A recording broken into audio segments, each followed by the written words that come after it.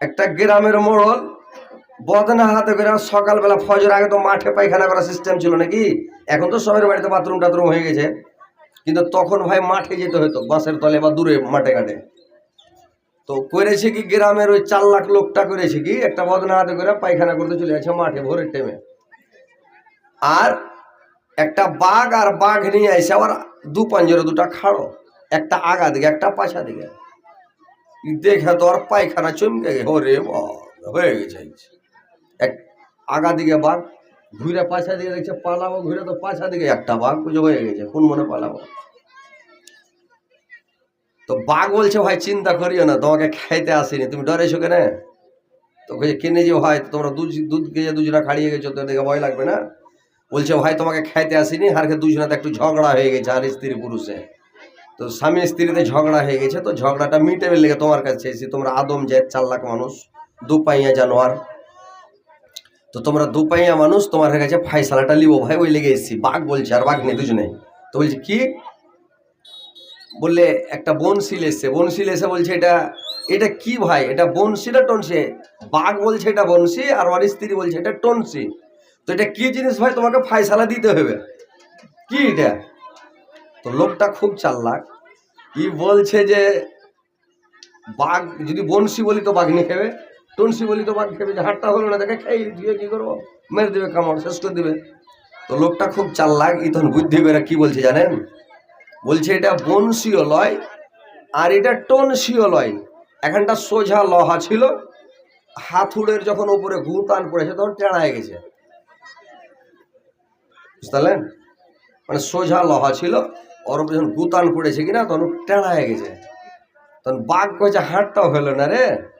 বাঘিনী তখন বলছে যে আমারটাও হলো না, তো চল একে খাইয়ে কি করি, চল হাট, তোরটা হলো না হারোটা হলো না, ভালোই হলো, চল। দুজনে চলে গেল। ইয়ার পায়খানা করবে কি বদনা ফেলে উড়েছে বাড়ি, নিজে জানটা বাঁচলো। ওরকম দিনে আর রাতে যখন ঝামেলা লেগে গেল, এবার ফাইসালা কে দিবে? ফাইসালা করতে হবে আল্লাহ পাককে। তো আল্লাহ পাক ফাইসালা করে দিলেন, এরে দিন আর রাত তোমরা শুনে নাও, আমি আল্লাহ আমি ফাইসালা করে দিচ্ছি, দিনও নয় রাত্রেও নয়, দুইজনের ভাগ সমান থাকবে, দুইজনের হিস্সা সমান হবে। কিছুটা রাত্রির ভাগ থাকবে পূর্ব দিগন্ত মানে পশ্চিম দিগন্ধকার হয়ে থাকবে, আর কিছু দিনের হিস্সা থাকবে, ভাগ থাকবে যেটা পূর্ব দিক লালি ছটকে শুভেচ্ছা দিকের মতো হয়ে একবারে ঝালা পালা জোনাকের মতো হয়ে যাবে, পূর্ব দিক জোনাক পশ্চিম দিক অন্ধকার, এদিকে রাত্রি থাকবে এদিকে দিন থাকবে। এইটা শুভেচ্ছা দিকের সময় ভূমিষ্ঠ হবে, দিন হলো রাত্রি হলো, দুইজনের ভাগ সমান হলো, কোনো আপত্তি থাকবে না। আল্লাহ পাক ফয়সালা করে দিলেন। ওই টাইমে দেখেন ভাই আল্লাহর কারিশমা, 19 আগস্ট 12 রবিউল আউয়াল সোমবার শুভেচ্ছা দেখার সময় মক্কা নগরীতে আল্লাহর নবী জন্মগ্রহণ করলেন। আর যখন আল্লাহর নবী ভূমিষ্ঠ হয়ে গেলেন ভাই, সারা পৃথিবী আলোকিত হয়ে গেল, সারা দুনিয়া জোনাক হয়ে গেল। আল্লাহর নবীর এত চেহারা, এত সুরাত সুবহানাল্লাহ, যে চেহারার দিকে তাকা যায় না, পূর্ণিমার চাঁদের মতো খালি টকবক টকবক করছে, এত সুন্দর সুবহানাল্লাহ। যে ঘরটাতে হয়েছে ঘরটা আলোকিত হয়ে গেছে রে ভাই। মা আমেনা সন্তান দেখে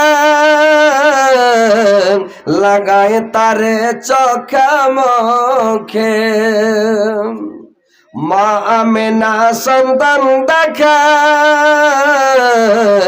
লাগায় তারে চোখে মুখে, স্বামীর কথা মনে পড়ে, স্বামীর কথা মনে পড়ে, অন্তর তো খায়, আমার নবীর জন্ম হলো যেদিন মক্কায়, আমার নবীর জন্ম হলো যেদিন মক্কায়, আলোকিত হলো সিংহাসন সিরিয়ায়। এবার কি করলাম, আল্লাহর নবীর একটা ফুফু ছিল, ওর নাম হচ্ছে সুফিয়া। সুফিয়া ভাতিজাকে দেখলো এত সুন্দর এত সুরতগার, দেখে সুফিয়া দৌড়াতে শুরু করলাম। আল্লাহর নবীর দাদা আব্দুল মুত্তালিব কাবা শরীফের কাছে ছিল রে ভাই। কাবা শরীফের কাছে সুফিয়া দৌড়াতে লাগলো, আর দৌড়াতে দৌড়াতে দৌড়াতে দৌড়াতে যাচ্ছে, চিৎকার করছে, খালি চিল্লাচ্ছে, চিৎকার করছে, দৌড়াচ্ছে, আব্বা জান, আজি আব্বা।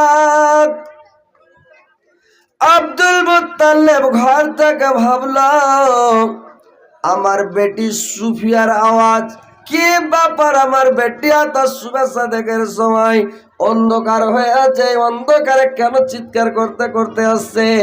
বাড়িতে কোনো দুর্ঘটনা ঘটেছে নাকি, কোনো অসুবিধা হয়েছে নাকি, কেন দৌড়াচ্ছে? নিজের ছেলের আওয়াজ নিজে ভাই বুঝতে পারবেন না? আল্লাহ একটা কণ্ঠস্বর, একটা আওয়াজ মানুষকে যে দিয়েছে, কাহারুর সুর কারুর সাথে মিক্স হবে না। এটা আল্লাহর কত বড় ক্যারিশমা, সুবহানাল্লাহ। একটু জোরে বলেন সুবহানাল্লাহ। পৃথিবীতে আল্লাহ কোন মানুষের আওয়াজ কোন মানুষের সাথে মিক্স হয়নি নাকি? হয়েছে? এতগুলো বক্তা আছে পৃথিবীতে, অনেক বক্তা অনেক বক্তার নকল করছে নাকি? জার্জিসের নকল করছে, যত মানে আছে উর্দু ভাষী বক্তা আছে, সবাই জার্জিসের নকল করছে, কিন্তু জার্জিসের মতো কি হচ্ছে ভাই? হয় না। না হলে একটু ডিফারেন্ট থাকছে, একটু। যত আমাদের বাংলা বক্তার নকল করছে, কিন্তু নকল হচ্ছে না, মানে একটু থাকবে। আল্লাহ আওয়াজটা এমনই দান এটা আল্লাহর, যে মিলাইতে কেউ পারবে না পৃথিবীর বুকে। তো নিজের সন্তান, নিজের বেটা বেটির আওয়াজ নিজে বুঝতে পারবে। বাচ্চা যদি পেয়া করে কেনা উঠে, মা আওয়াজ শুনে বুঝে এটা আমার বাচ্চা। 10টা বাচ্চা যদি থাকে, তো 10টা বাচ্চা যদি একবার করে কানে, তো মা শুনে বুঝতে পারবে এটা আমার বাচ্চা, তো শুনে নেবে, বুঝতে পারবে। আব্দুল মুত্তালিব ঘর থেকে বেরিয়ে গেল, আর ঘর থেকে বেরিয়ে দেখছে যে কে চিৎকার করে উঠলো, আব্বা আব্বা করে চিৎকার করছে আর চলে আসছে। এইবার মানে সুফিয়া চিৎকার করতে করতে করতে করতে চলে যাচ্ছে।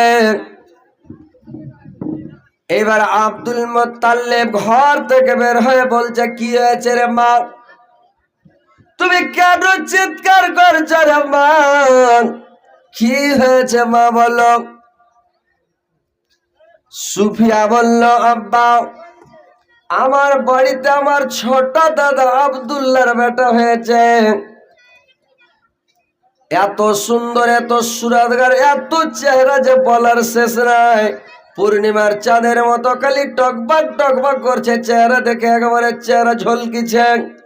যে ঘরটাতে ভূমিষ্ঠ হয়েছে, যে আব্বা মনে হচ্ছে একটা যদি সুই পড়ে থাকে, মানে সুচ পড়ে থাকে, তো সুচটাকে পর্যন্ত দেখা যাবে, এরকম ব্যাপার।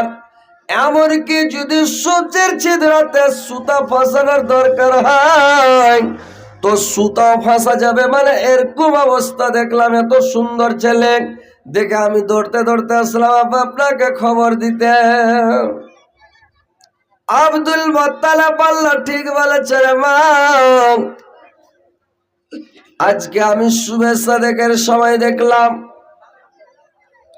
হঠাৎ করে দেখলাম সারা পৃথিবীটা আলোকিত হয়ে গেল, বিজলি চমকার মতো সারা দুনিয়াটা জ্বলে উঠলো, আলোকিত হয়ে গেল। কি ব্যাপার? আমি তাজ্জব হয়ে গেলাম যে কেন এরকম হয়ে গেল, যে সারা পৃথিবীটা আলোকিত হয়ে গেল, চকমকা হয়ে গেল, কি ব্যাপার? আমি জীবনে এরকম দেখিনি। আমি দেখছি কাবার মূর্তিগুলো থরথর করে করে কাঁপছে, আর সব আছাড় খেয়ে মুখের ভরে সব পড়ে যাচ্ছে। আমি বুঝতে পারলাম যে কি ব্যাপার, কেন এরকম হলো, আমি নিজেই বুঝতে পারছিলাম না। তো সত্যিকারই বলেছ মা, চমচম বিজলি কা চমকাই রাখ, চমচম বিজলি কা চমকাই রাখ, ধীরে ধীরে পর্দা চিরা নবী এলেন তাইরে, নবী এলেন তাইরে। কে 82 লাখ আজকের ধরাই, কে 82 লাখ আজকের ধরাই, কাবা ঘরের বুত কাঁপে যায়। থরে থরে মুখের বার মূর্তি আছড় খাই রে, ধীরে ধীরে পর্দা চিরা নবী এলেন তাই রে, নবী এলেন তাই রে। দেখো শয়তানের কি দুর্দশা, দেখো শয়তানের কি দুর্দশা, ছাড়ে কাবা ঘরের বাসা। কেন্দা কেন্দা গলা ভাঙা দারুণ বুক তবড়াই রে, ধীরে ধীরে পর্দা চিরা নবী এলেন তাই রে, নবী এলেন তাই রে। আল্লাহর নবী যখন ভয় ভূমিষ্ঠ হয়ে গেলেন, ইবলিস শয়তান পৃথিবীর শেষ সীমানায় যেখানে সূর্য উদয় হয় মানে সূর্য উঠে, ওই জায়গা থেকে ইবলিস শয়তান মাটিতে পড়ে গেছে আর গড়াগড়ি গড়াগড়ি করে কাঁদছে, আর বুকে খালি কিলিয়া চলে যাচ্ছে আর খালি কিলাচ্ছে আর কাঁদছে, গড়াগড়ি করছে আর ইবলিস কাঁদছে। ওর চেলাগুলো জিজ্ঞাসা করছে, কি হয়েছে গুরু, কি আছে ওস্তাদ, কি হয়েছে সরদার, কেন এরকম ভাবে কানা হচ্ছে? ইবলিস শয়তান বলল, আরে খেপারা, এরে পাগলার দল, তোমরা জানো না আমি কেন কাঁদছি? আজকে মক্কা নগরীতে একটা সন্তান জন্মগ্রহণ করেছে, একটা ছেলে এসেছে পৃথিবীতে। এত ভাগ্যবান ছেলে, এত সুন্দর ছেলে, তার মতন সুন্দর ছেলে আর নাই। এটা আখিরি জামানার নবী, শেষ জামানার নবী। এই ছেলেটার পরে আর কোন নবী রাসূল আসবে না, এটাই হচ্ছে শেষ পয়গম্বর। এই জন্য আমি কাঁদতেছি, এই জন্য আমি কানাকাটা করছি।